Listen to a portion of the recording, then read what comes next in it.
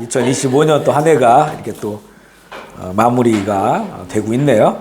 뭐 힘든 것들도 있겠지만 힘든 그 시간들을 우리가 주님 안에서 잘 묵상해 보면 또 그때 또 하나님의 그 은혜가 있음을 또 알게 돼요. 대부분 우리 거듭난 성도들은 그 동일한 고백을 하잖아요. 그래서 결국에는 힘들고 또 고통스럽고 어려운 그런 시간들도 오히려 그때 하나님께서 손잡아 주시고 날개로 보호해 주시고 그것을 우리가 참 볼 수 있다는 게 참 감사하죠. 그래서 우리가 이런 모든 시간들로 인해서 주께 영광 올려드리고 또 한 해 동안 또 우리 말씀으로 우리를 인도해 주시고 또 가르쳐 주신 성령님께 감사를 드리고 너무나 감사를 드립니다. 오늘은 우리가 이제 2025년 마지막 시간인데요. 그리스도의 신부라고 하는 이런 주제예요. 그리스도의 신부, 이 신부, 신랑, 신부, 이 성경에서 나온 이 주제는 어떤 것과 관련이 있냐면 우리 지난주에 나눈 것처럼 예수님의 재림과 관련되어 있는 말씀이에요. 예수님의 재림과 관련되어 있는 그런 그 교회와 또 믿는 자들을 향한 그런 그 표현이거든요. 그래서 우리가 이제 그리스도의 신부라고 성경은 이야기하고 있고 우리를 예수 그리스도의 신랑 된 예수 그리스도의 신부다라고 표현을 하고 있는데 이것은 우리 신랑 되신 예수 그리스도가 이 땅 가운데 다시 오신다고 하는 그런 그 재림의 신앙이죠. 재림의 신앙, 그 언약을 믿는 그런 그 자기를 인식하고 살아가는 그런 모습을 신부라고 표현을 하는데 그러면 우리가 이런 일을 좀 분리해서 보여야 되는데 예수님의 재림을 봤을 때 성경에서 나온 것은 두 가지의 모습이에요. 두 가지의 모습. 이걸 좀 우리가 구별해 봐야 돼요. 예수님께서도 예수님이 재림하실 때의 말씀을 주시는 것도 두 가지의 모습으로 말씀하세요. 하나는 그 예수님이 오실 때 한 사람은 남고 한 사람은 데려가겠다라고 하는 그런 표현들이 나오잖아요. 예수님이 하신 말씀이에요. 그러면 남는 건 뭐고 또 데려가는 건 뭐냐? 이게 예수님의 재림의 때 일어날 일이거든요. 그런데 또 하나는 뭐냐면 예수님께서 구름에 휩싸여서 천군 천사들과 함께 또 거룩한 성도들과 함께 이 땅에 오신다는 거예요. 이 땅에 오셔서 모든 사람을 다 모으는 게 땅으로 오신다는 거죠. 그리고 이제 사도 바울의 표현에 의하면 우리를 끌고 올라가서 어느 때가 되면 어느 한 날에 우리를 끌고 올라가서 공중에서 주를 영접한다. 그리고 주님과 영원히 있겠다. 이렇게 표현한단 말이에요. 그리고 나서 또 사도 바울은 예수님께서 모든 그 권세를 가지고 만왕의 왕이 되셔서 이 땅에 재림하실 거에 관한 또 이런 말씀도 하신단 말이에요. 그러니까 우리 예수님의 재림을 생각했을 때 그 예수님의 재림 다시 오시는 때쯤에는 두 가지의 상황이 벌어지겠구나. 하나는 먼저 이제는 우리 지금 표현으로 하면 신부들이죠. 그러니까 정말 예수님을 사랑하고 세상 속에 살지만 그리고 주님의 다시 오심을 소망하면서 그 자신의 그 어린 양 혼인잔치에 입을 그 예복을 잘 준비한 사람들. 이건 주님의 약속이에요. 그게 단 한 번 그런 일이 일어나. 역사 속에서는 그런 일이 일어났었어요. 그죠? 에녹이 그냥 죽지 않고 들림 받았단 말이에요. 당시에 900살 정도 살 수 있는 때였었는데 365세에 부름을 받았으니까 한 청년의 나이 30대 지금으로 보면 900살을 꽉 차게 산다고 생각해 보면 365세니까 그때 하나님이 에녹을 데리고 왔으니까 산채로 데리고 간 거예요. 그리고 엘리야도 이제는 엘리사에게 모든 것을 다 이양한 다음에 그 회오리 바람이 불면서 엘리야를 데리고 올라가잖아요. 시신이 땅 가운데 없어요. 그 에녹의 시신이나 그 엘리야의 시신은 세상에 없습니다. 육체를 함께 들림을 받았기 때문에. 그러니까 이제 이런 사건들이 있었어요. 이렇게 특별한 사건들이. 그것처럼 이 예수님의 그 오시는 그런 때쯤에서 우리가 언제는 알 수 없어. 그러니까 결국에는 예수님께서 그 날과 그 신 알고 없다고 하는 거는 이걸 말하는 거예요. 이거를. 최종적으로 땅에 재림하는 거는 거의 다 알 수 있는 사건들이 벌어져요. 그게. 그 7년 대환란이라는 그런 것도 있고 환란 끝에는 뭐 어마어마한 핍박이 있고 짐승의 표를 사람들의 몸에 받게 하고 뭐 이런 것들이 다 벌어지니까 그리고 뭐 자연계의 태양이 빛을 잃고 달이 붉게 변하고 이러니까 별들이 떨어지고 하니까 그러면 이제 대충 알 거 아니에요. 이제 주님 올 때가 됐다. 그러니까 예수님의 지상 재림은 거의 다 알아요. 그 성경을 아는 사람이라고 한다면 우리가 모르는 건 뭐냐? 이걸 모르는 거예요. 그 신부들을 데리고 가시는 거. 신부라고 하는 개념은 신랑 신부라고 개념은 예수님께서 그 약속하시고 데살로니가전서 4장에 보면 그 주님께서 공중으로 오셔서 이 땅에 있는 그 준비된 성도들을 데리고 올라가시는 것. 이 사건이 엄청난 사건이죠. 요즘 보면 이제 막 UFO에 대한 얘기들이 많잖아요. 많고 UFO가 뭐 소를 끌어 올라가는 그 영상 뭐 이런 것도 이게 진짜인지 가짜인지 모르겠지만 그리고 뭐 사람들도 없었다 그러고 이런 게 나와요. 이런 것들이 이제 뭐라 할까? 미리 이제 그런 일이 벌어졌을 때 세상에 예를 들어서 어떤 사람들이 사라졌단 말이에요. 어느 날. 그러면 뭔가를 해석을 해야 될 거 아니에요. 이게 진짜 성경에 이런 일이 일어난 거야라고 하면 성경을 믿는 사람들이야 그 말씀을 듣고 그 상황을 바라봤을 때 진짜 이 일이 일어났으니까 정말 주님 오실 때까지 내가 이 마지막 이 핍박과 고난의 시간을 잘 이겨내야겠다라고 이렇게 결단할 수 있겠지만 전혀 예수님을 모르는 사람들이야 어떻게 해석을 해야 될 거 아니에요. 그랬을 때 이제는 뭐 지금 UFO가 막 세상 가운데 뭐 나오고 사진도 찍히고 뭐 이런 거 나오잖아요. 그러니까 이제 이런 것들이 이제 데리고 갔다 이렇게 얼마든지 얘기할 수 있는 그런 상황으로 지금 가고 있는 거죠. 그러니까 사실 지금은 이 일은 지금 일어날 수도 있는 거예요. 이 일은 언제 일어날지 모르는 거예요. 정말 이건. 근데 예수님의 최종 지상 재림은 그 예수님께서 징조를 정확하게 말씀해 주셨기 때문에 거기로 가면 갈수록 어떤 일이 일어날지 우리 알 수가 있어요. 물론 우리가 살아생전 그 일이 안 일어날 수도 있어요. 살아생전에. 하지만 예수 그리스도의 신부라고 하는 신부로서의 믿음을 가지고 있는 자들은 내가 살아있는 시대에 일어날 수 있다라고 하는 그런 믿음을 가지고 자기를 이제 단장하는 거예요. 단장. 신부 단장하고 영혼을 가꾸고 이렇게 살아가는 거죠. 그러니까 결국에는 왜 교회를 향해서 신부라고 이렇게 부르냐면 교회는 특별한 그 공동체이어야만 하기도 하고 세상 속에 살지만 우리 늘 강조하는 거지만 그죠? 세상에 빠지지 않고 세상 사랑하지 않고 주님의 이런 날들이 내가 살아있는 동안에도 있을 수 있다라고 하는 그런 확신을 가지고 살아가야만이 이걸 이길 수 있다는 거예요. 이 미혹의 세상, 이 좋은 세상, 그죠? 아니면 너무나 힘든 세상, 이거 이겨낼 수 있다는 거예요. 그래서 그 신부의 믿음이 우리가 이제는 특별히 이제 가면 갈수록 이런 신부의 믿음이 사라져버려요. 요즘은 참 어제 이런 말 하기 쉽지 않아요. 그죠? 그래서 저도 한국에서 이렇게 말씀을 전하러 가면 자주 간 데는 저 선교사 오면 뭐 마지막 때 얘기하고 뭐 준비하라고 이런 거 얘기하지만 처음 가는 교회들이 있잖아요. 그래서 좀 이제 기도를 많이 하고 와요. 왜냐면 어느 교회에서는 그 교회에 교인들에게 마지막 때 뭐 이런 얘기 못하게 하는 교회들도 있단 말이에요. 근데 가가지고 막 마지막 때 얘기를 하니까 다음부터는 안 부르겠죠. 그러면 이제 어느 교회도 뭐 얘기 들어보니까 그 대표 기도할 때 어떤 대표 기도 하시는 분이 이 마지막 때를 이렇게 했더니 이제 목사님한테 불려갔대요. 다음부터 절대 마지막 때로 얘기하지 말라고. 왜 사람들에게 두려움을 주냐고 막 이런 식으로 해가지고 혼났다고 이렇게 얘기하시더라고요.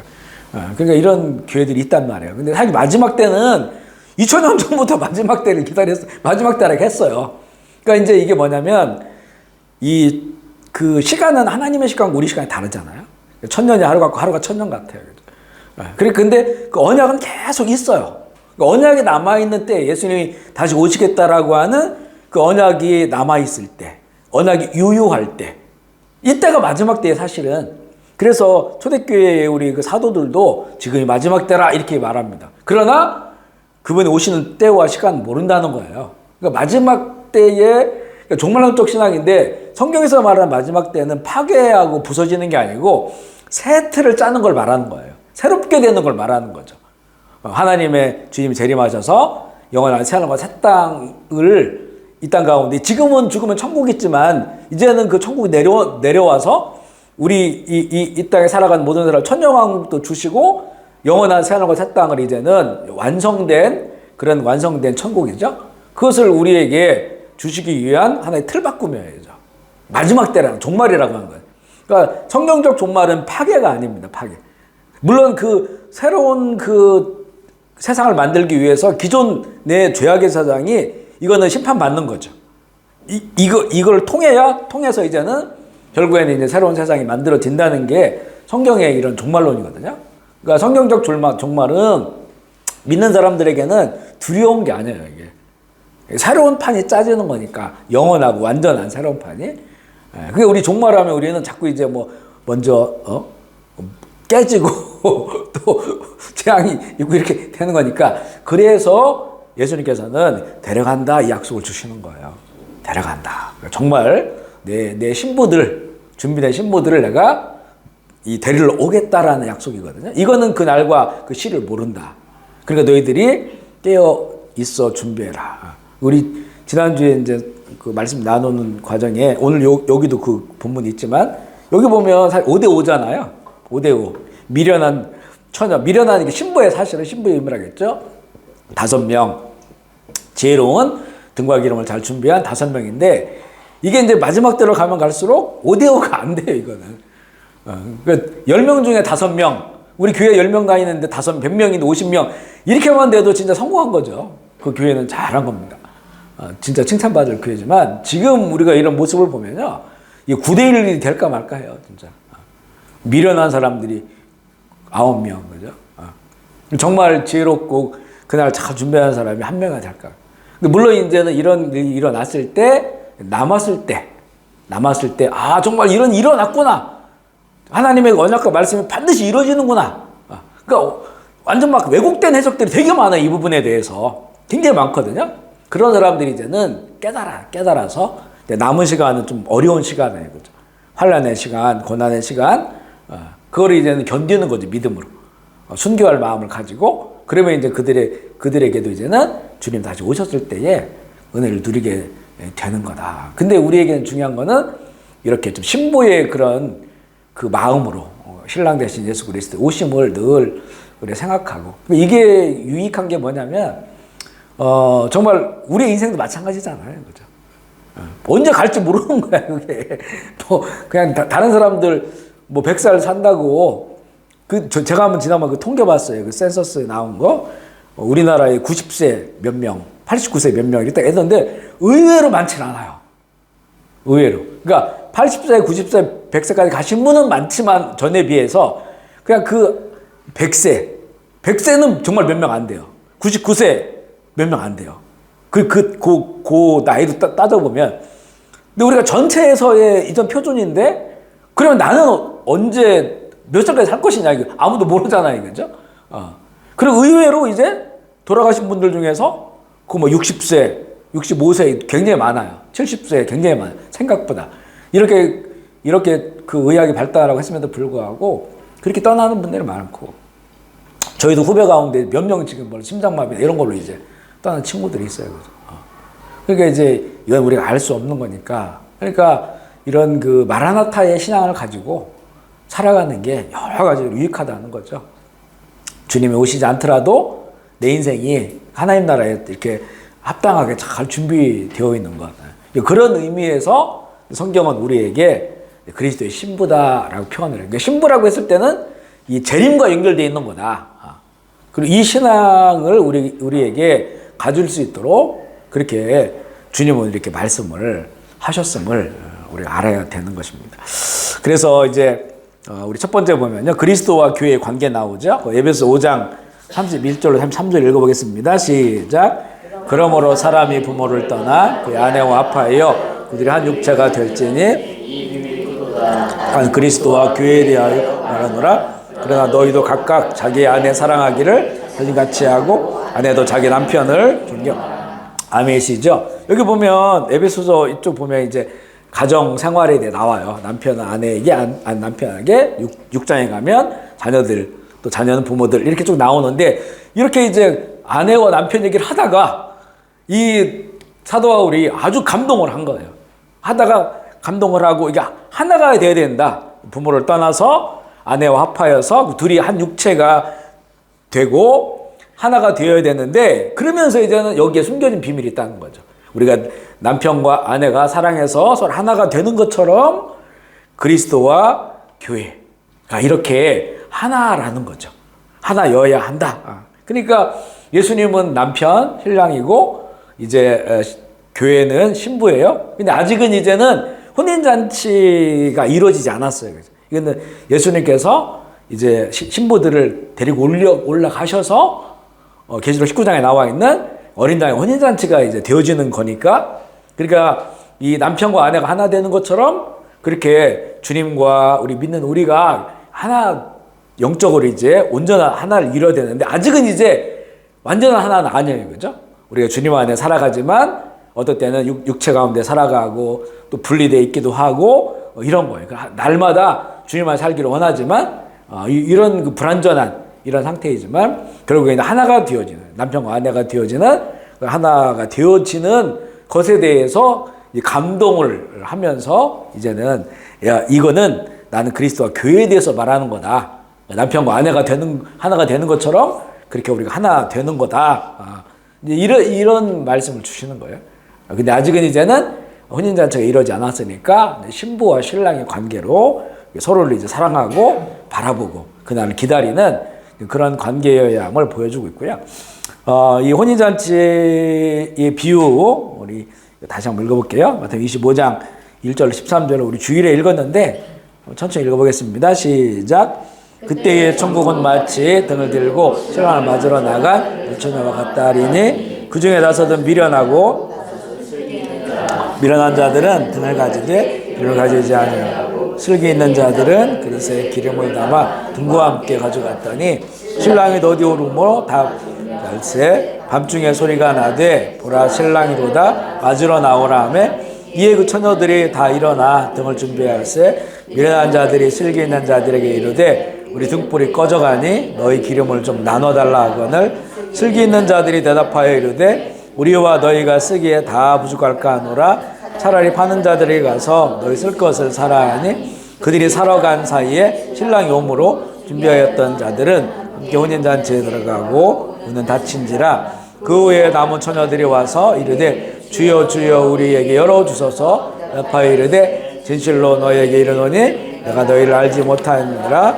하였느니라. 그런즉 깨어있으라 너희는 그 날과 그때를 알지 못하느니라. 예수님께서 마태복음 24장이죠. 24장에 예수님 다시 오실 때에 그런 징조를 다 말씀해 주셔요. 그 다음에 그 자리에서 말씀해 주시는 거예요.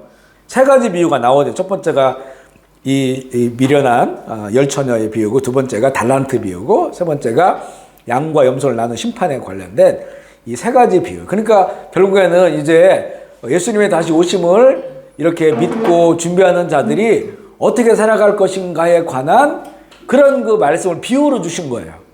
두 번째, 세 번째는 뒤에 조금 제가 언급을 할 건데, 여기 보면 이제는 그럼 먼저 당시의 혼인 문화를 좀 알아야 되는데, 이스라엘 혼인 문화죠. 고대 혼인 문화. 여기 보면 이제 열처녀가 나와요. 열처녀가 신랑을 기다리고 있는 거죠. 신랑을 맞이하기 위하여. 결혼식의 들러리라고 볼 수 있지만, 이게 신부의 의미다라고 얘기했고요. 그 다음에 당시 혼인 예식은 보통 이제 일주일 정도가 진행된다고 보는데, 이제는 당시 교통 상황으로 보면 이게 뭐 지금처럼 연락을 할 수 있는 것도 아니니까 대충 언제쯤 신랑이 떠나겠다 이런 것 정도만 알고 있는 거예요. 신랑이 떠나겠다. 신부의 집으로 오는 거죠. 그러면 이제는 그때가 출발이 어느 정도 하니까 대략 언제쯤 오겠다라고 하는 것을 이제는 생각하고 그 신부 집에서는 잔치를 준비하고 있는 거예요. 다 준비하면서 이제는 신랑이 오시면 잔치가 시작되는 거니까 이게 그 신랑을 기다리는 이제 그런 그 모습입니다. 근데 이제는 이 신랑이 이제 그 사람들과 함께 이렇게 이제 여행을 떠나는데, 그러다 보면 당시 입장에서는 뭐 도둑들을 만날 수도 있고 강도를 만날 수도 있고 아니면 어떤 뭐 기후의 변화를 만날 수도 있고 여러 가지 상황들이 만날 수 있어요. 그러니까 어느 때 출발한다는 건 아는데 언제 도착할지를 잘 모르는 거야.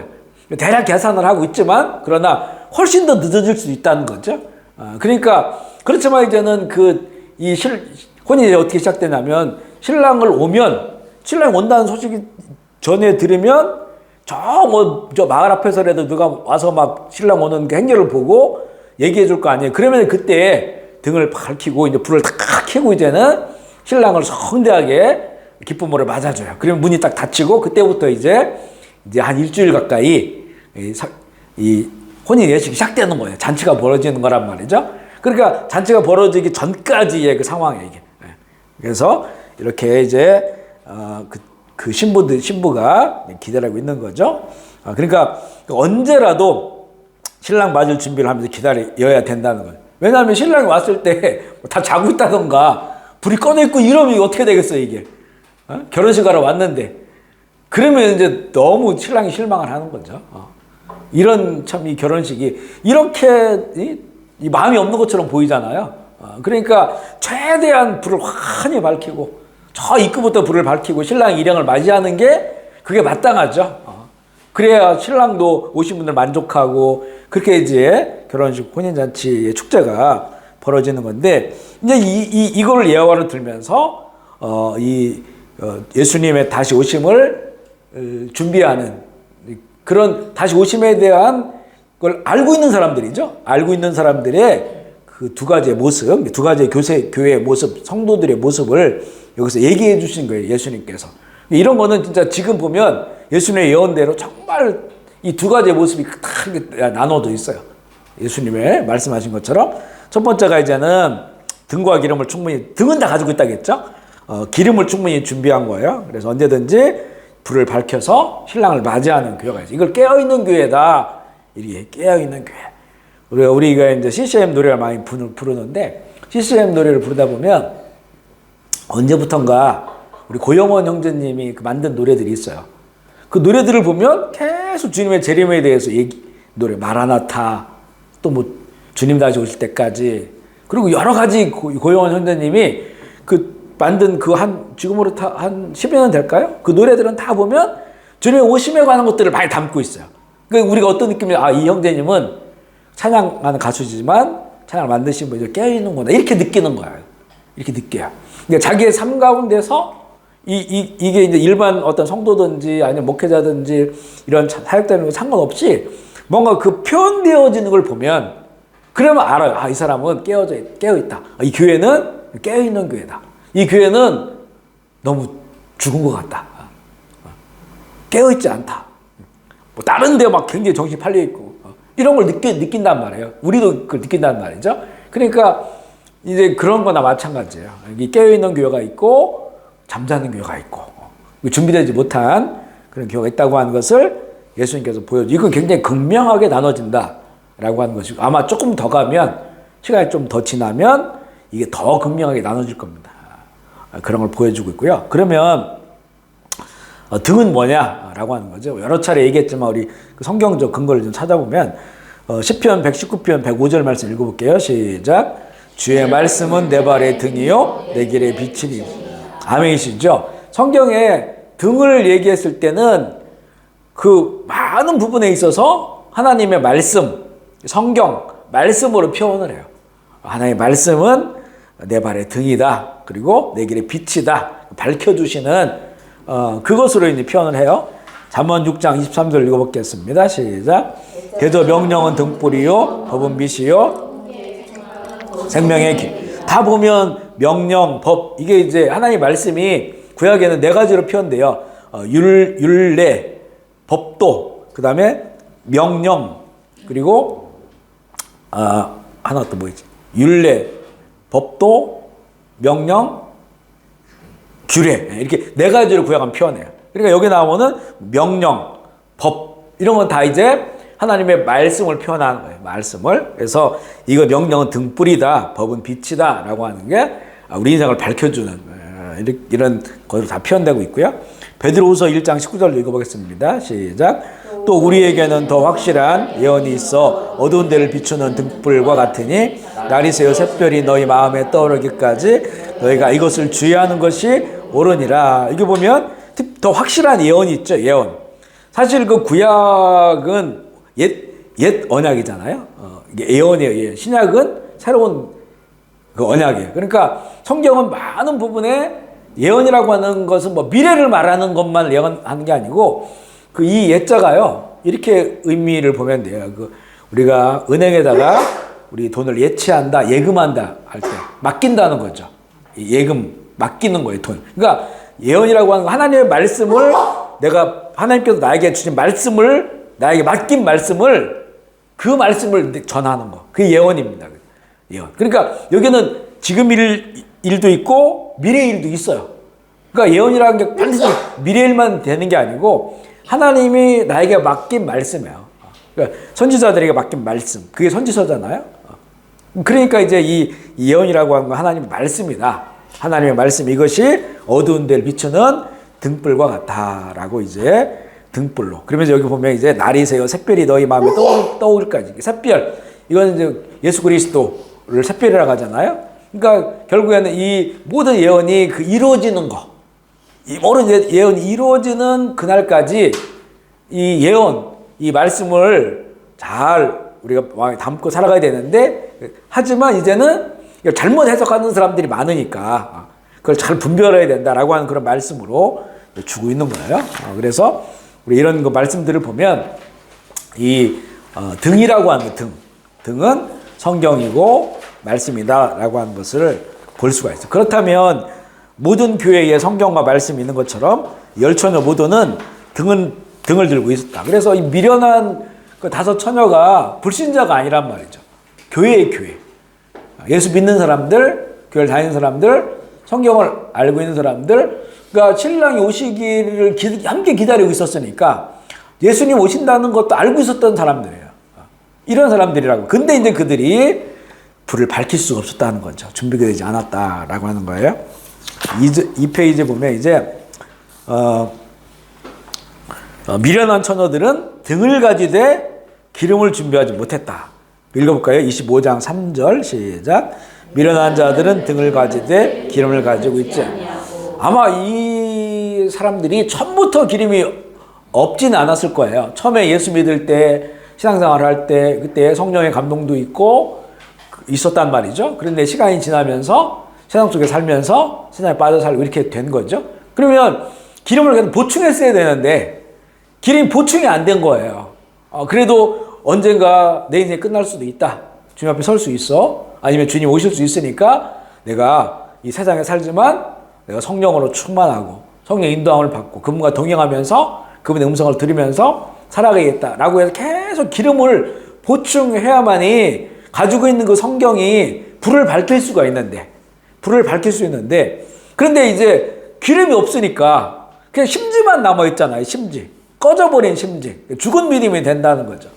죽은 믿음, 죽은 사랑, 죽은 복음이 되니까 결국에는 이제 주님 신랑이 오셨는데 불을 밝힐 수 없는, 그때 불을 밝힐 수 없다고 하는 것은 이미 그는 불을 밝힐 수 없는 그런 사람이었던 거죠.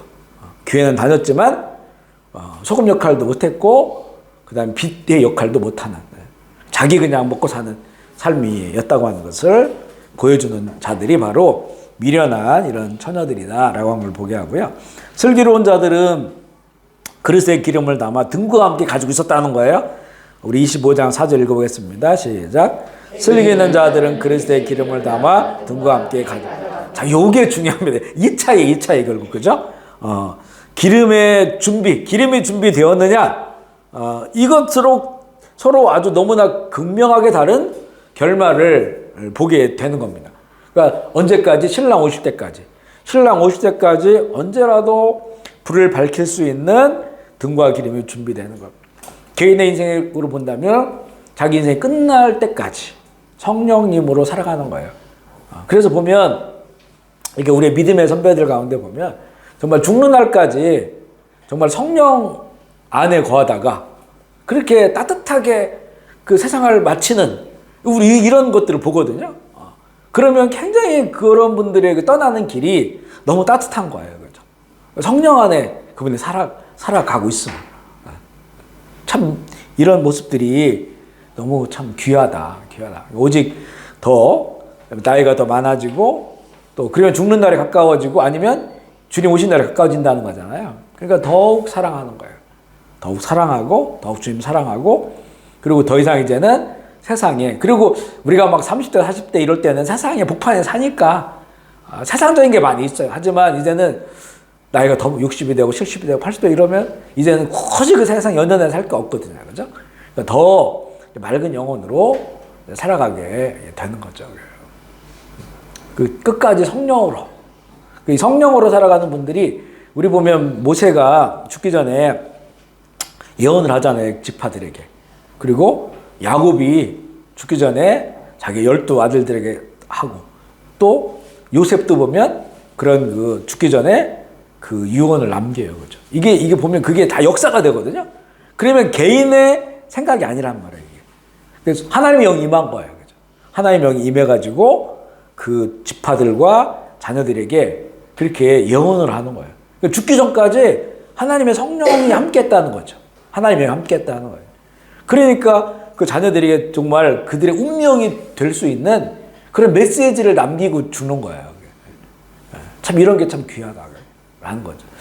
저도 이렇게 이제 목회를 하고 하다 보면 옛날에 같은 경우에는 말을 하면 그냥 말해 말. 제가 하는 말인데 이제 그래도 이제 성령님 의지하고 살다 보면 어떤 때는 말을 하면 제 느낌이 그런 거예요. 내 말이 아닌 거야 이게. 내 말이 아니고 좀 이렇게 어떻게 내가 이런 말을 하지? 어떤 사람들에 대해서 어떤 기도를 할 때도 마찬가지고 기도를 하는데 전혀 내 생각이 아닌 것들이 나와요. 그래 속에서 성령님께서 말씀해 주는 거니까 이거는 그분들에게도 굉장히 귀한 거예요. 그런 느낌들이 들어요. 그 어떤 때는 제가 무슨 말이 했나 다시 이렇게 확인해 본다니까요. 그리고 주일에도 우리 지금 영상이 남아 있잖아요. 그러면 이제 뭐 예배 시간에 기도 이런 것들도 보면 한 번씩 다시 이렇게 생각해 봐요. 전혀 개인적인 어떤 마인드나 이런 생각들이 아닌데 그런 말들이 나오는 거죠. 그러니까 이게 성령께서 말하게 하시는 거죠. 말하게 하시는 거. 그러면 저에게도 중요하고 또 그 기도와 함께 하시는 분들에게도 중요하고 이런 게 좀 달라지는 거예요. 그러니까 믿음의 그 선조들이 바로 그런 죽을 때까지 그 하나님의 영이 머물러 있으니까 하나님의 말씀이 그 안에 있어서 그것으로 자녀들에게 축복하는 거죠. 그게 보면 나중에 그대로 이루어져요. 참 재밌는 일들이 많아요. 우리 그 원래 전에도 그 얘기 한번 했죠. 뭐 재밌는 이야기지만 그 이스라엘 사람들이 늘 그런 거예요. 그 모세가 우리를 인도해 준 땅은 석유 한 방울도 안 나오는 땅이다. 그래서 주변 국가가 다 산유국이잖아요. 이집트도 그렇고 다 주변에 다 땅만 파면 그 나오는 그 다 둘러싸여 있단 말이에요. 그 다 또 무슬림, 이슬람들이고 다 아랍 사람들인데, 근데 하나의 백성들이 간 땅은 석유가 한 방울도 안 나오는 거예요. 그러니까 막 힘들죠. 그런데 어떤 한 분이 근데 러시아에서 아마 귀환한 유대인 청년이가 그랬다는데 그분 성경을 좀 보다가 보면 아셀 지파인가 거기 보면 발이 뭐 기름으로 찰 것 이런 게 나와요. 그 모래 뭐 얘기가 나오고 그래가지고 분명히 이거 보면 우리 가나안 땅 이스라엘에도 이게 기름이 있다, 석유가 있다. 그래서 그걸 계속 그 탐사를 한 거예요. 근데 이제 어마어마한 양이 나온 거야. 그리고 결국에는 세일가스라고 하는 건 모래에서 석유가 있는데 모래랑 같이 있으니까 이거 분리해내지 못하잖아요. 그리고 그것을 분리해낼 수 있는 기술이 나온 거예요.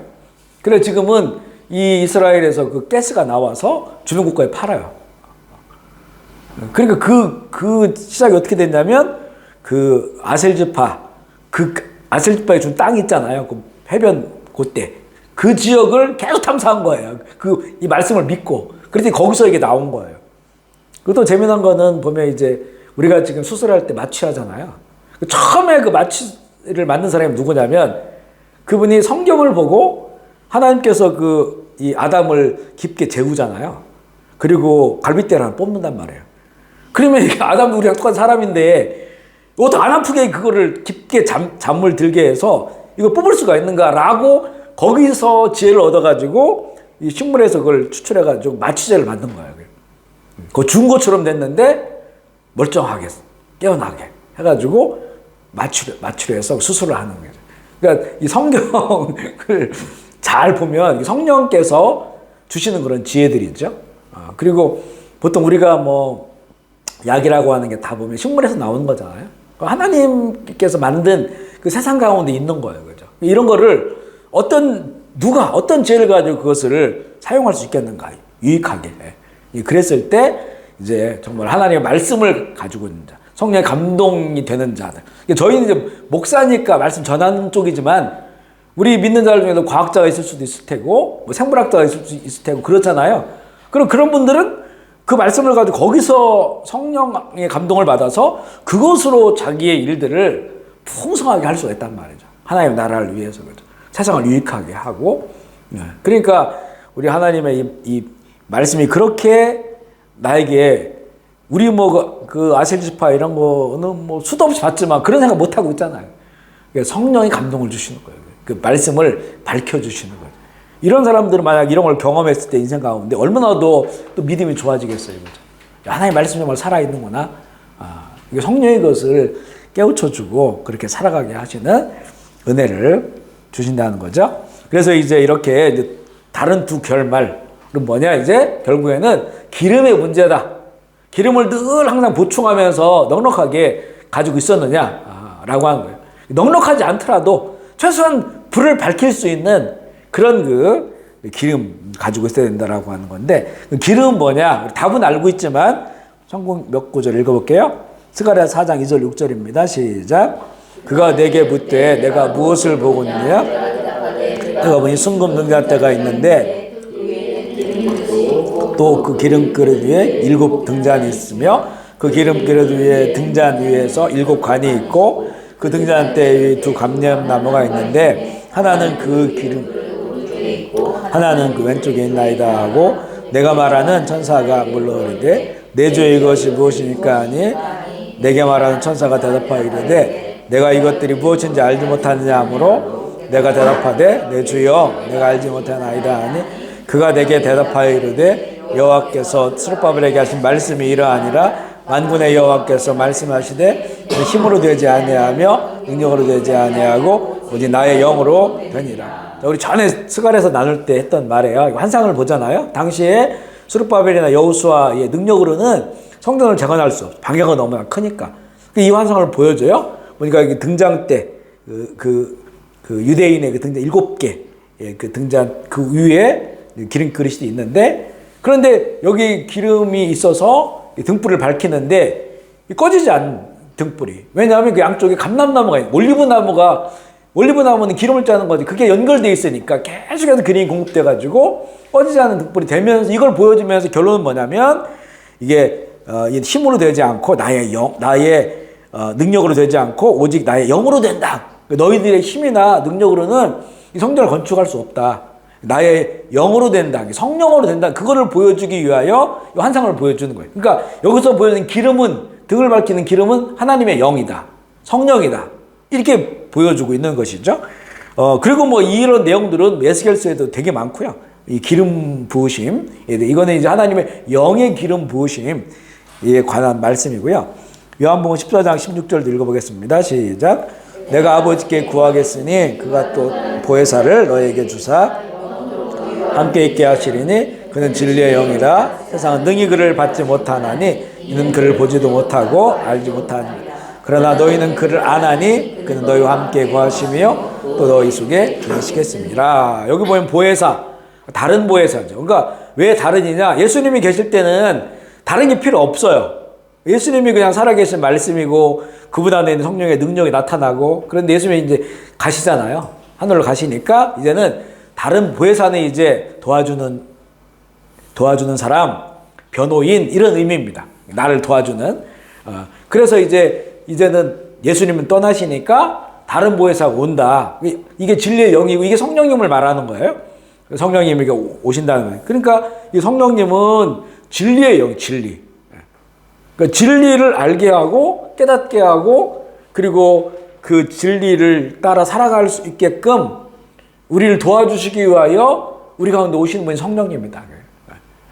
그래서 이 성령님의 그 역사와 그 도우심이 없이는 우리가 정말 바른 신앙생활을 할 수가 없어요.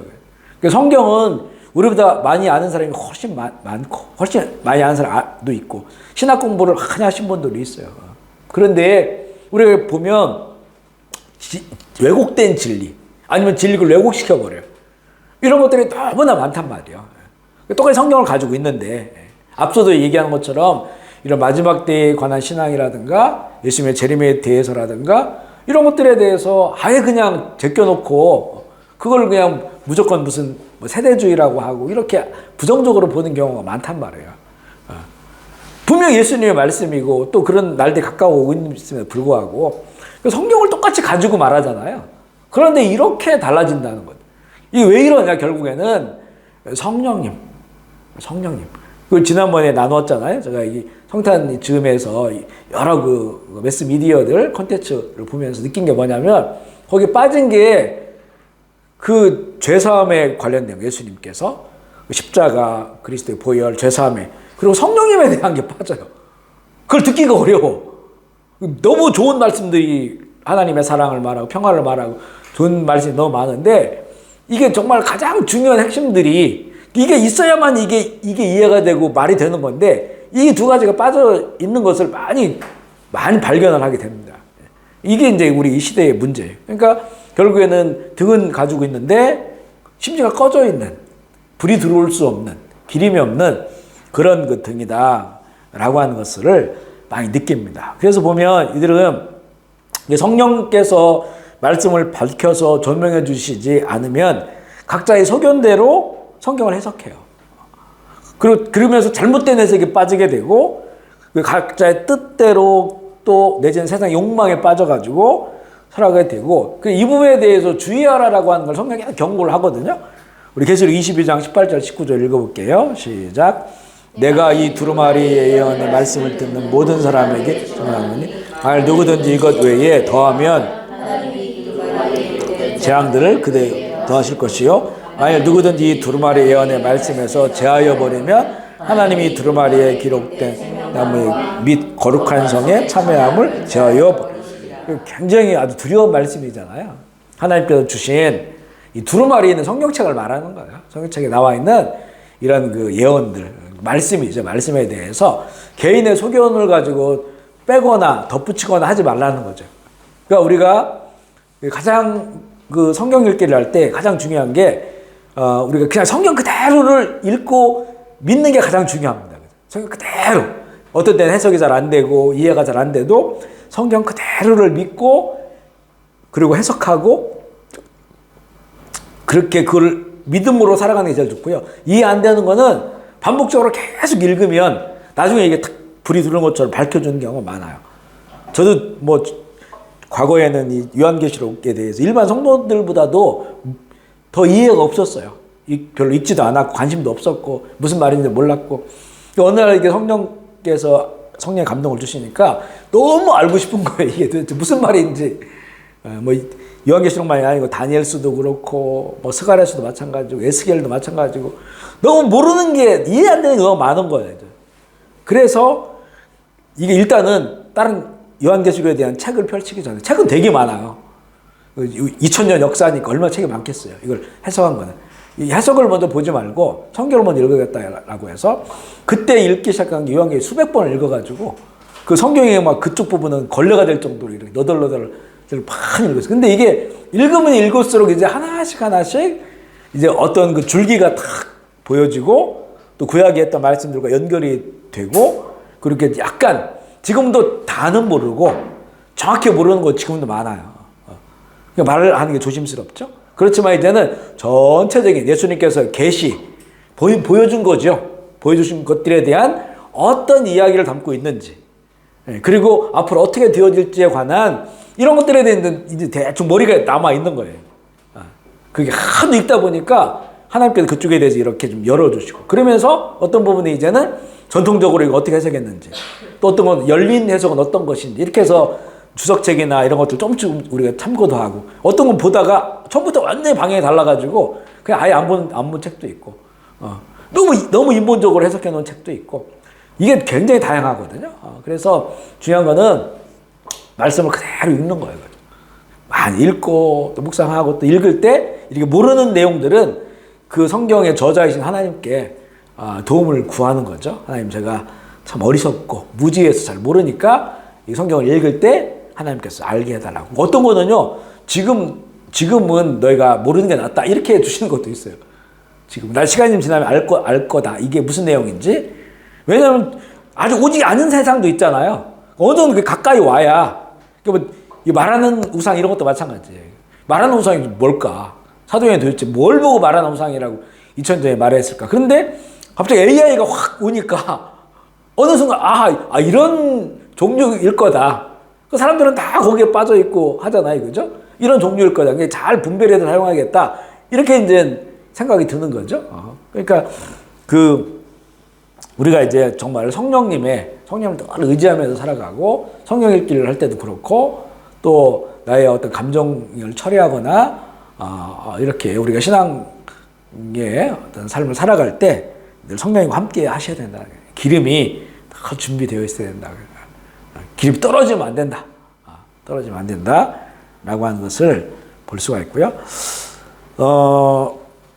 말씀이 없는 교회가 없고 성경이 없는 교인들이 없지요. 그죠? 교회는 또 성령을 말하고 있어요. 말하고 있지만 그죠? 얼마나 정말 이제는 우리가 이 등불을 밝힐 수 있는 그런 정도의 충분한가? 주님 오실 때까지 그 불을 밝힐 수 있을 정도로 충만한가? 사실 오늘 아침에도 좀 기도하면서 느꼈는데 날마다 새벽 기도하면 처음에 성령님을 구하고 성령 충만하게 하거든요. 근데 이게 날마다 새로워요. 성령 충만이라고 하는 거는 이거는 그 제한이 없어요. 언리미티드예요, 이게. 하나님의 영이시니까 세상에 충만한. 이게 이제 내 안에 오다를 감동해 주시는 거니까. 그러니까 매 순간 성령 충만을 구해도 전혀 문제가 없어요. 그죠? 왜냐하면 성령님의 그 깊이와 크기와 진리의 그 농도가 말할 수 없는 거거든요, 이게. 그러니까 날마다 성령 충만을 구하는 게 좋은 것 같아요. 그래서 내 안에서 이렇게 성령의 기름이죠? 기름이 이렇게 늘 있어야만이 말씀을 깨닫고 그 말씀을 따라 살아갈 수 있는 힘도 되고 또 나의 어떤 사적적인 것도 거기에서 처리할 수 있는 그런 능력도 되고 이거는 내가 못 하거든요. 그러니까 성령님을 의지해야 되거죠. 의지하고 동행하여 그분이 해주시는 거예요. 제가 지난주인가요? 기도하는데 이런 기도 했어요. 이제 우리가 연말이니까 하나님 2025년 부족한 종이 어떻게 좀 하나님 보시기 어떠냐. 그러니까 우리의 평가하고는 다를 거 아니겠어요? 하나님 보시기에 이 좀 한 해 동안에 사역을 했는데 하나님 어떻게 보십니까? 이렇게 이제 그런 질문을 했어요. 근데 이제 마음에 이제 딱 들어온 음성들이 그런 거예요. 그죠? 힘을 쭉 빼고 힘을 쭉 빼야 된다. 그죠? 그래서 힘을 쭉 빼면 그러면 내가 이루어가는 것들을 너희가 볼 것이다. 힘을 빼라는 게 아무것도 하지 말라는 게 아니고 우리가 다 하고 있어요. 거기서 제가 설교도 하고 다 하고 있잖아요. 그죠? 중요한 결정들을 다 하고 있는데 근데 이게 막 제가 고뇌하고 고민하고 뭐 연구하고 이런 게 아니라는 거예요. 그죠? 하나님을 바라보고 성령을 의지하면 성령께서 그렇게 해가시는 거예요. 우리를 통해서. 그래 우리는 그를 바라보는 거죠. 그래서 이제 그 감동이 저에게도 주신 말씀이지만 사역자들한테 그런 감동을 나누라는 그런 말씀을 주시더라고요. 지난 주일날 그래서 또 우리 성교사님하고 또 그런 말씀 나눴는데 좀 네 힘을 좀 빼라는 거예요. 힘을 빼라. 이런 말씀들이 성령님을 의지할 때 성령을 구하고 바라봤을 때 성령님을 주시는 거예요. 이런 한마디 한마디가 되게 우리의 그 뭔가를 깨닫게 하고 그리고 어떻게 남은 시간들 살아가야 될지에 대한 그런 방향성들을 주신단 말이죠. 전에도 몇 년 전에 이런 비슷한 경험이 있었는데 다시 그런 말씀을 해 주시니까 굉장히 이제 뭔가 좀 마음에 새로운 또 그런 결단을 하게 되고 하나님 정말 기뻐하시는 일들이 이런 것들이구나라고 하는 것을 알게 되는 그런 계기가 되었던 거거든요. 그래서 우리가 성경은 참 성경에 많은 구절들이 있지만 성령님과 동행하고 성령님 깨닫게 해 주실 때 그죠? 그럴 때 우리가 그 성경을 우리가 바로 우리가 이제는 해석도 할 수 있고 그리고 그것을 바로 적용할 수가 있어요. 적용하는 게 중요하거든요. 자기 마음대로 적용하는 사람들이 있어요. 그죠? 여기 땐 적용해서 안 되는데 이때 적용하고 그런 건 다 자기 사사로운 거 있기 때문에 성령님이 주시는 그런 감동으로 적용을 해야 그게 이제 지혜예요. 지혜. 성경을 많이 하는 건 지식이잖아요. 근데 그걸 적용하는 건 지혜예요. 그죠? 지혜롭다. 우리 아이들을 기도할 때도 애들이 많이 배우잖아요. 지식이 쌓였단 말이에요. 이거를 적절하게 사용해야 되거든요. 수학을 배우고 영어를 배우고 적절하게 사용해야 되는데 그게 적절하게 사용하는 게 지혜로운 거예요. 이게.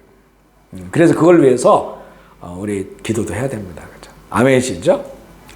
3페이지 할게요.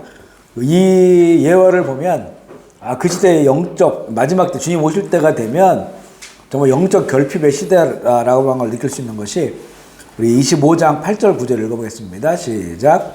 미련한 자들이 슬기난 자들에게 이르되 우리 등불이 꺼져가니 너희 기름을 좀 나눠달라 하거늘 슬기는 자들이 대답하여 이르되 우리와 너희가 쓰기에 다 부족할까 하노니 차라리 파는 자들에게 가서 쓸 것을 사라. 여기 보면 이제 신랑이 오신다는 소식을 들었죠. 아직 오진 않아 오고 있는 거죠. 그러니까 근데 이제 하여튼 열 처녀가 다 깨서 불을 붙였는데 이 미련한 5 처녀들이 뭐라고 얘기했냐면 우리의 등불이 꺼져간다라고 얘기해요. 그죠? 그러니까 보충을 못 하는 거죠. 기름이 다 떨어진 거야. 그러니까 일단 그 시대의 영적인 그런 결핍이 있다고 하는 것이고 또 기름을 준비한 사람들도 뭐라고 얘기했냐면 우리가 너희와 함께 쓰기가 부족하다는 거예요. 그죠? 그래, 나 하나 불 밝혀서 살아가는 그 정도밖에 안 된다는 거예요. 이 기름을 준비한 이 지혜로운 이 신부들도. 그래서 이것을 나눠줄 수 없다라고 하는 거죠. 그러니까 이제는 이 미련한 처녀들이 기름을 사러 밖에 나갔다가 그때 이제 오셨을 때 그 자리에 없었던 거예요. 불 밝히고 나와야 되는데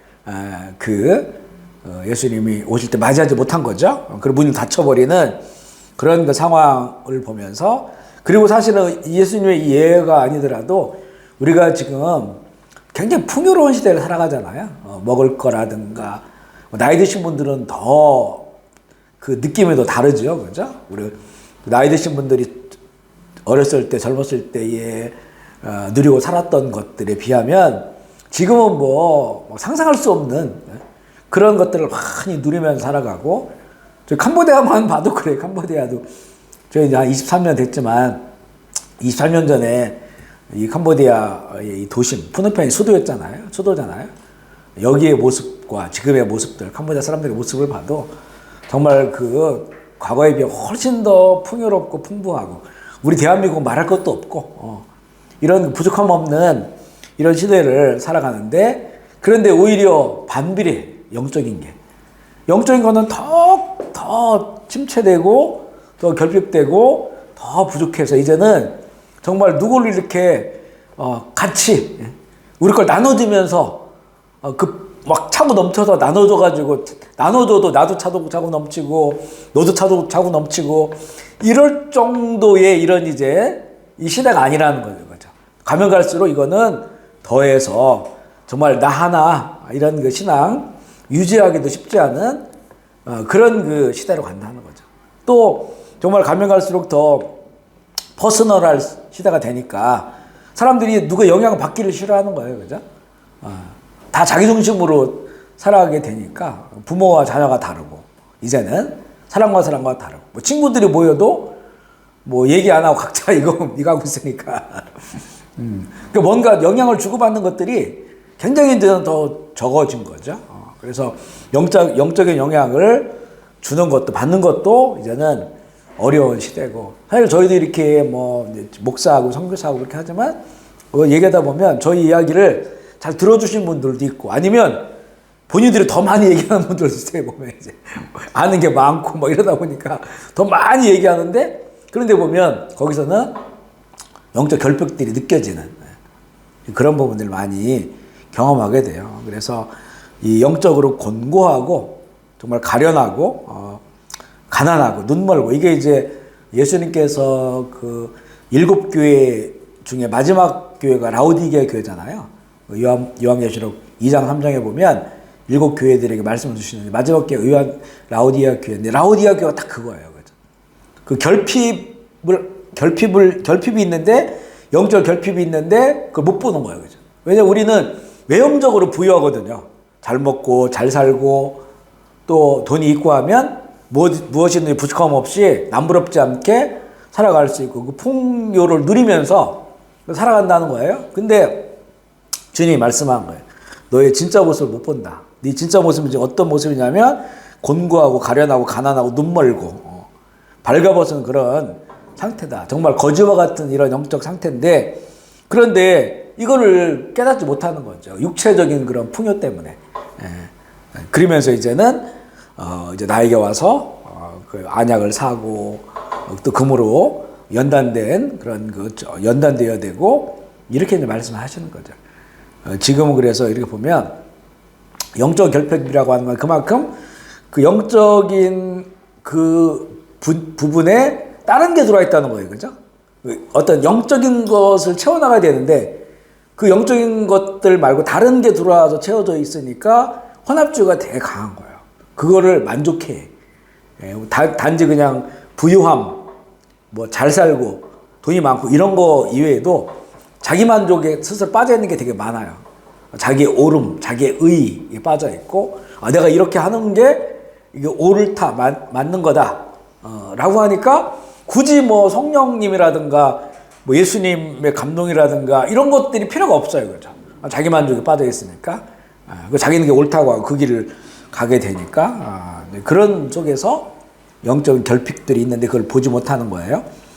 여섯 번째는, 근데 왜 미련한 다섯 처녀는 기름을 충분히 준비하지 못했는가? 마태복음 25장 5절 6절 읽어보겠습니다. 시작. 신랑이 더디움으로 다 졸며 잘세 신랑이로다 나오라. 여기 보면 신랑이 더디움으로라고 되어 있죠. 그러니까 우리 신약 성경에 여러 군데서 보면 이 예수님이 예화를 주실 때 보면 어떤 달란트 비유도 마찬가지고 또 혼인잔치 비유도 마찬가지고 보면 다 신랑이 늦게 온다는 거예요. 그죠? 주인 아들이 늦게 온다는 거예요. 늦게 오니까 이제는 그 안에서 벌어지는 일들. 이게 이제 굉장히 이제는 반성경적인 이런 일들이 벌어지는 거예요. 그러니까 늦게 오시니까, 더디 오시니까 안 오는가 보다. 내지는 지금 안 오나 보다. 이렇게 생각하는 거예요. 그러니까 이제는 그렇게 되게 마음이 어떻게 되겠어요? 마음이 편해지는 거죠. 왜냐면 주님 오면 세상에 종말이 오지요, 심판이 있죠, 뭐 이렇잖아요, 그죠? 다 끝나버린다 이런 생각들을 갖고 있는데 2000년 동안 안 오셨는데 뭐 지금 올 일이 있을까? 2000년 전에도 뭐 전 세계에서 여러 가지 막 큰일 벌어지면 이거 주님 금방 오신다라고 그렇게 생각해가지고 난리치고 했었는데 안 오셨단 말이에요. 그러니까 이제는 지금 막 여러 세상의 징조들이 벌어져도 이게 이제 뭐 이런 일들이 있었는데 주님이 안 오셨으니까 주님 안 오나 보다. 내지는 주님 오신다고 하는 거는 몸으로 오시는 게 아니고 다른 방식으로 성령이 임한 것처럼 그렇게 오신다. 말씀으로 오신다. 뭐 이런 식으로 바꿔버리는 거예요. 그러면서 이제는 결국에는 성령 기름을 결국 준비하지 못하는 그런 상황이 되는 거죠. 그러니까 이 서로 다른 두 그룹이죠. 한 그룹은 신랑 오신다는 소식을 들었을 때 항상 준비된 기름을 가지고 등 밝혔고 신랑을 맞이했고, 한 그룹은 등을 밝힌 기름이 준비되지 못해서 신랑을 맞이하지 못했다. 결국에는 이 기름을 충분히 준비하지 못했다고 하는 것은 그들이 때를 몰랐던 거죠, 그죠? 주님의 때 언제 오시는지. 그래서 예수님께서도 무화과 나무의 ip사귀가 풍성해지면 여름이 오는 게 아니냐. 너희들이 그런 때를 알면서 또 예를 들어서 뭐 하늘이 어떤 것들을 보면서 내일은 비가 오겠구나. 뭐 내일은 뭐 흐리겠구나. 이런 걸 알면서 주님이 오시는 때를 이렇게 알지 못하느냐라고 말씀해 주신 것처럼 주님께서는 예수님이 말씀해 주신 것도 있고요. 또 사도들과 또 구약에서도 여러 징조들을 보여주셨는데 이런 일들이 일어나면 더욱더 깨어서 잘 준비하고 기름을 넉넉히 준비했어야 되는데 그렇지 못한 그런 것들이 벌어지죠. 베드로후서 3장에도 보면 이렇게 나와요. 사람들이 이제 논리적으로 이 예수님의 그 재림, 세상의 종말에 대해 논리적으로 이 사람들이 반박을 하는 거예요. 그렇죠? 반박을 하는. 지구가 뭐 1000년 전이나 2000년 전이나 지금이나 똑같지. 그 바다가 뭐 바다가 어디 변한 적이 있냐? 그리고 그 산이 그 산이고 다 그렇게 얘기하는 거예요. 그런데 세상에 종말이 온다는 게 그 해와 달과 별들이 어떻게 그게 빛을 잃고 떨어져 갈 수가 있느냐. 그러니까 이제 주님의 재림인데 그렇게 논리적으로 이 사람들이 안 믿는 거예요. 그때 그 베드로가 한 얘기가 뭐냐면 노아 홍수를 말하는 거. 노아 홍수. 그때도 마찬가지였다. 그때도 그 수십억의 사람들이 그 노아가 그렇게 하나님 말씀을 외치고 이제는 세상에 심판이 온다, 종말이 온다라고 했지만 이들이 전혀 믿질 않았다는 거예요. 그러니까 한 사람도 그 말 듣고 배에 들어온 사람이 없잖아요. 자기 가족 빼고는 다 물에 빠져 죽었다는 거죠. 그때도 마찬가지라는 거죠. 그거 얘기를 하면서 이제 마지막 때 이렇게 조롱하는 사람도 있다. 주의 다시 오심에 대해서 말하면 조롱하는 사람. 근데 이 조롱이 되게 논리적인 거예요. 이성적인 거예요. 그리고 나름대로 과학적인 근거도 가지고 있어요. 그러니까 사람들이 이제는 이제 이렇게 기름을 준비하지 않는 거죠. 그 부분들을 보여주고 있고요. 이 일곱 번째 보면 어리석은 처녀들의 결론은 뭐냐? 마태복음 25장 11절 12절입니다. 시작. 그 후에 남은 처녀들이 와서 이르되 주여 주여 우리에게 열어주소서. 대답하여 이르되 진실로 너에게 이르노니 예, 우리 주일날도 나눴지만 정말 충격적인 그런 내용이에요. 그렇죠? 충격적인. 이 문이 닫혔다라고 하는 것은 내가 너를 알지 못한다라고 하는 이런 그 영적인 참 끔찍한 그런 그 결론에 이르게 되기 때문에 그러니까 너희들은 이제는 이 깨어 있어서 이걸 잘 준비해라 하면서 8번 보면 이 비유의 결론 나오죠. 25장 13절입니다. 시작. 그런즉 깨어 있으라 너희는 그날과 그때를 알지 못하느니라. 자, 여기서 깨어 있으라고 하는 것은 우리 앞서 말한 것처럼 이거는 이렇게 신부 주님께서 공중으로 오셔가지고 한 사람은 남게 않고 한 사람은 데리고 가신다. 그래서 맷돌질하다 한 사람은 남고 한 사람은 데리고 가고 또 뭐 밭을 갈다가 한 사람은 남고 한 사람은 데리고 가고 이렇게 평범한 일상을 살아가는 중에 어느 날 갑자기 그런 일이 벌어지는 거예요. 구약에서는 2번 그런 일이 있었다겠죠. 이런 일들이 벌어진다. 참 어찌 보면 참 믿을 수 없는 일이죠. 상상할 수 없는 일이죠. 그것도 구약에 있는 사건들은 한 사람이죠. 한 사람. 에녹 한 사람, 엘리야 한 사람. 근데 신약에는 이제는 우리가 그 수를 알 수가 없어요. 그 어떻게 보면 많은 사람이 한순간에 다 사라져버리니까 정말 상상할 수 없는 일이죠. 그런데 그런 일들이 그때와 신은 알지 못하지만 그런 일들이 반드시 일어날 것이기 때문에 그날을 깨어서 잘 준비해라. 그래서 그 밑에 이제 보면요. 깨어있음에 관해서 이제 세 가지 파트로 나눴어요. 하나는 믿음의 영역이에요. 하나가 오늘 우리가 읽은 것처럼 신랑이 언제라도 오늘이라도 다시 오실 것이라고 하는 그런 그 인식을 가지고 인식. 그런 생각. 결국 이런 인식을 가지려면 믿음이 필요하죠. 하나님의 주님의 말씀에 대한 믿음이 필요하잖아요. 그 약속에 대한. 그러니까 이것을 믿고 그리고 그걸 인식하고 살아가는 거예요. 이걸 인식하고 살아가니까 내 삶이 바뀔 수밖에 없죠. 어떤 것을 추구하고 어떤 것을 바라보냐가 달라져요. 오늘 그래서 읽은 이 예화는 우리에게 예수님께서 야 이걸 믿어야 된다. 그리고 그런 인식을 가지고 살아가라 라고 하는 인식의 영역에 관한 깨달음이고 두 번째가 달란트 비유라고 했잖아요. 달란트. 어떤 사람에게는 1달란트, 어떤 사람 2달란트, 어떤 사람 5달란트 이렇게 나눠주는데 이 1달란트가 작은 게 아니에요. 다 곧 하나, 둘, 5 이게요. 우리가 보면 하나는 적고 5개 많다라고 보지만 1달란트도요. 굉장히 많은 그런 액수. 그러니까 그 1과 2과 5가 숫자는 다르지만 개수는 다르지만 주님께서 각자에게 우리에게 적절하게 맡겨주신 것이 있어요. 달란트는 결국 화폐의 돈이지만 그게 아니고 우리 삶에 전인적으로 하나님께서 주신 그런 그 기질이나 재능이나 또 이런 그 하나의 은혜가 다 있단 말이에요.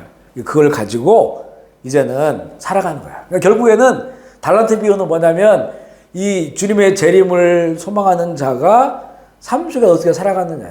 결국 그 얘기는 뭐냐면 하나님이 주신 것으로 살아라는 거예요. 아멘이시죠? 그러니까 한 달란트 받은 사람의 문제가 뭐였냐면 그거를 땅에다 묻어버렸어요. 땅에 묻었는데 그러면 주님 올 때까지 뭐로 살았어요? 그러면 자기 힘으로 살았다는 거예요. 자기 의지로. 성령님의 감동과 성령님의 도우심과 성령 의지에 살아간 게 아니고 주인이 맡겨놓은 건 땅에 묻어버리고 자기 먹고 사는데 살았다는 거예요. 그게 자기 힘으로 자기 능력으로. 이러니까 이제는 결국에는 어두운 데서 이를 갈고 있게 되는 것이고 2달란트 받은 사람 5달란트 받은 그걸 가지고 살았다. 그걸 가지고 장사했다는 거잖아요. 하나님이 나에게 주신 것. 하나님 주신 제일 큰 은혜가 뭐겠습니까? 그죠? 복음이죠. 복음. 예수 그리스도의 복음. 그 복음을 통해 알게 된 하나님의 사랑, 그 은혜, 성령님, 우리에게 나에게 온 성령님, 이것으로 이 말씀으로 살았다는 거예요. 그리고 열매 맺었다는 거죠. 열매를 맺었다는 거죠. 그게 충성되고 칭찬받는 그런 자들이 된 것이고, 그리고 이제는 주의 다시 오심을 기다리는 자에 대해서 말씀하실 때, 그러면 그 하나님의 말씀으로 사는 게 뭐냐라고 하는 거예요. 그죠? 그 하나님 주신 은혜를 가지고 사는 사람이 뭐냐? 그게 세 번째 비유예요. 양과 염소를 나누잖아요. 그래서 양은 오른쪽으로, 염소는 왼쪽으로 해가지고 이 오른쪽에 있는 양들은 영생으로 들어가고 왼쪽으로 분류된 염소는 영벌로 들어가요. 이게 기준이 뭐냐라고 하는 거죠. 그때 예수님께서 말씀하시니까 너희들이 내가 헐벗고 배고프고 옥에 갇히고 그리고 목마를 때 너희는 나를 먹였어? 라고 말씀하세요.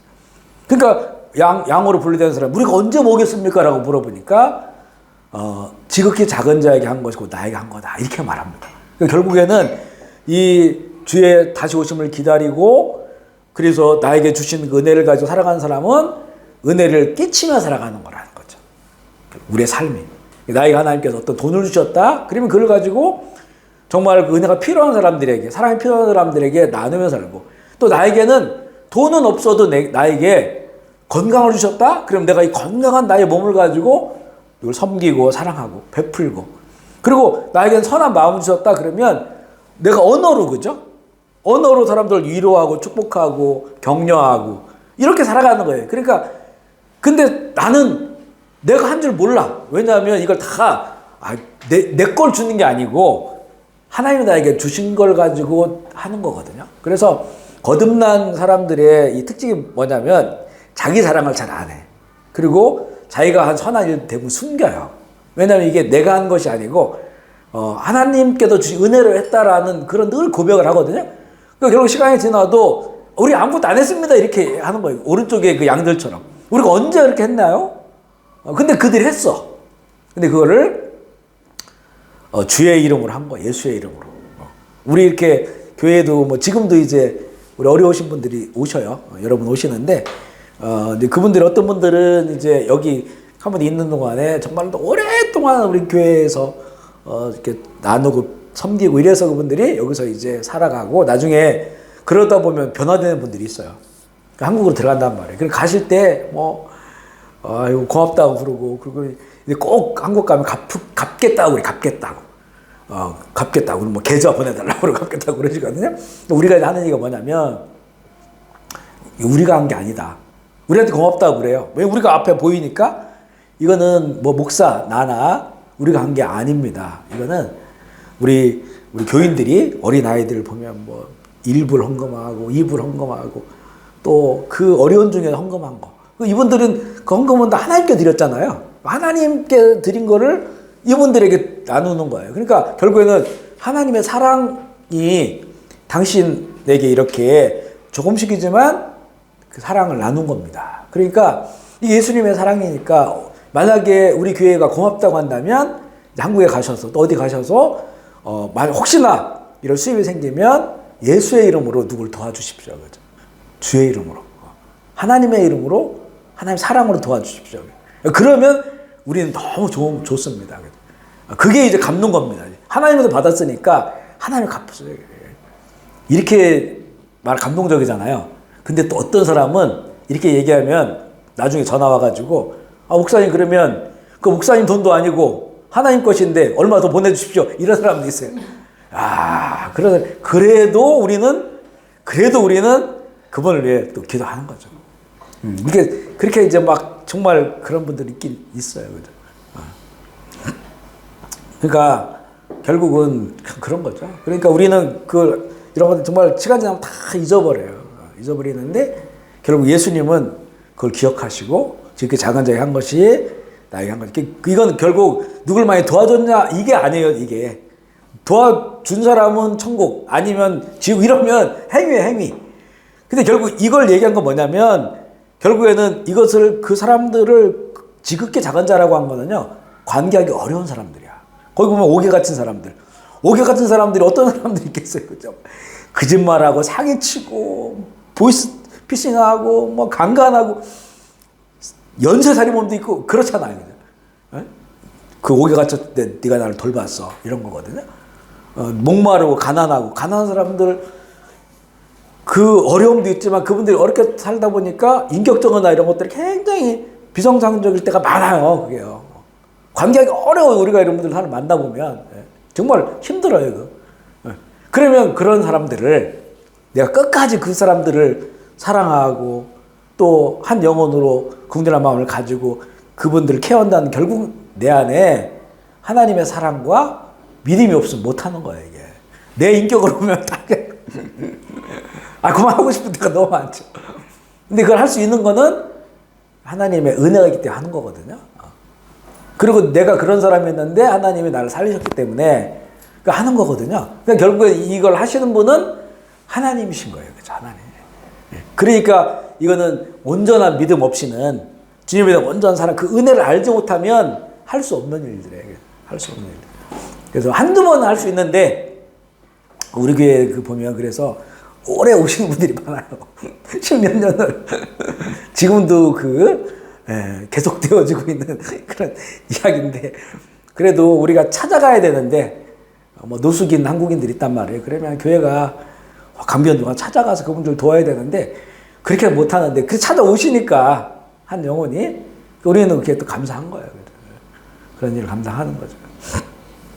그러니까 결국 그런 것들이 그렇게 살아갈 수 있는 그 동기 자체가 주님에 대한 믿음과 사랑이 있기 때문에 은혜를 알기 때문에 하는 거다. 그러니까 이 사람들이 진짜 살아있는 믿음이다. 그래서 오른쪽 양으로 구분이 된다는 거예요. 이게 주의 다시 오심을 기다리고 신랑 다시 오심을 기다리는 그런 신부의 삶의 자세라고 하는 것을 보여주고 있는 것이죠. 신랑을 맞이한 이후 이건 이제 읽기만 하고 마칠게요. 계시록 19장 7절로 9절 지난 주일날 읽었는데 다시 한번 읽어보겠습니다. 시작.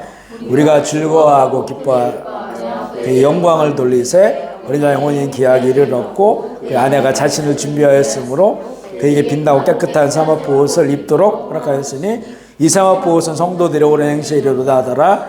천사가 내게 말하기를 거룩하라 어린 양 혼인 잔치에 받은 자는 복이 있도다 하고 또 내게 말하되 이것은 하나님의 참되신 말씀이라 하기로 여기 나오잖아요. 그죠? 이렇게 이걸 미리 우리에게 보여주시는 거예요. 어린 양 혼인 잔치를. 그러니까 이 마태복음 25장이 계시록 19장으로 딱 결론이 나는 거예요. 그죠? 그 이제 문이 닫히고 그 안에 무슨 일이 벌어지느냐.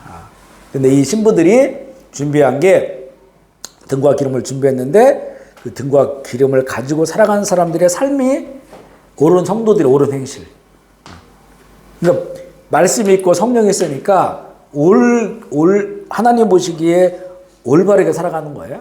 그 올바르게 살아가는 그 행위가 이게 빛나고 깨끗한 사마포옷을 준비해서 그게 이제 딱 걸려 있는 거예요. 그걸 딱 입고 혼인잔치에 참여하게 된다라고 하는 것을 보여주는 겁니다.